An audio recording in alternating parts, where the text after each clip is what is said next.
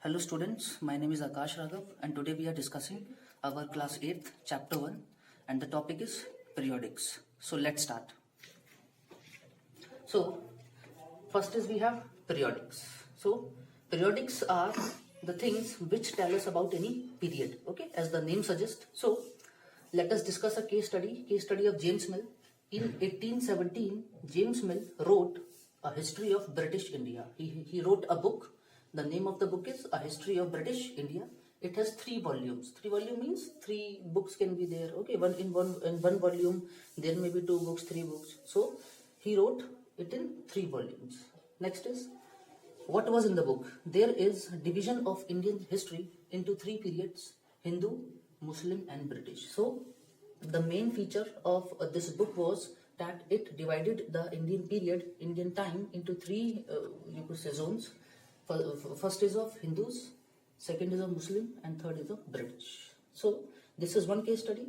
Next is what periodics really are. So in periodics, we try to divide history into different periods in an attempt to capture means to write or to highlight the characteristics means features of a time. Okay, so we used to highlight features of a time, its central features as they appear to us. So whatever we see in the time, we used to define time according to its features. So for example, if I'm writing the time before 200 years, so what I will do is I will highlight the important features of the time. So in periodics, we used to define the features of a time as they appear to us, as we see that what is in the time. Next is this is the reason periodics become important. So this is the reason periodics are very much important, because they capture the features of the time.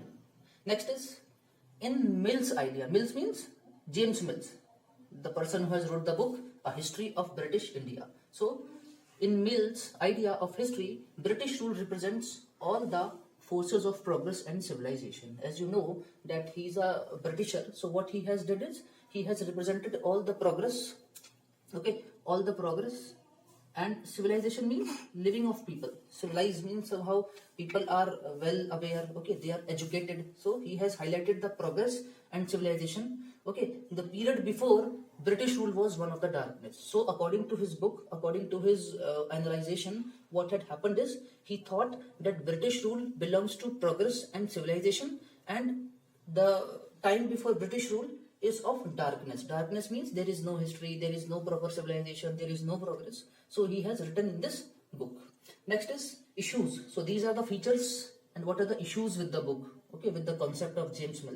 So first issue is how can any period of history be just referred to as Hindu or Muslim. So this is one important thing, that how could you refer the time as of Hindu or Muslim when a variety of faiths means religions, faith means religions existed simultaneously in these periods. Simultaneously means side by side. Okay, before coming of British rule, Hindus were also living, Muslims were also living. Okay, so we cannot say that at a particular time the particular time belongs to Hindu or it belongs to Muslims. So because Indian society is a mix of many faith, many religions. So this is one issue which we have come to know by understanding the concepts or the book of James Mill.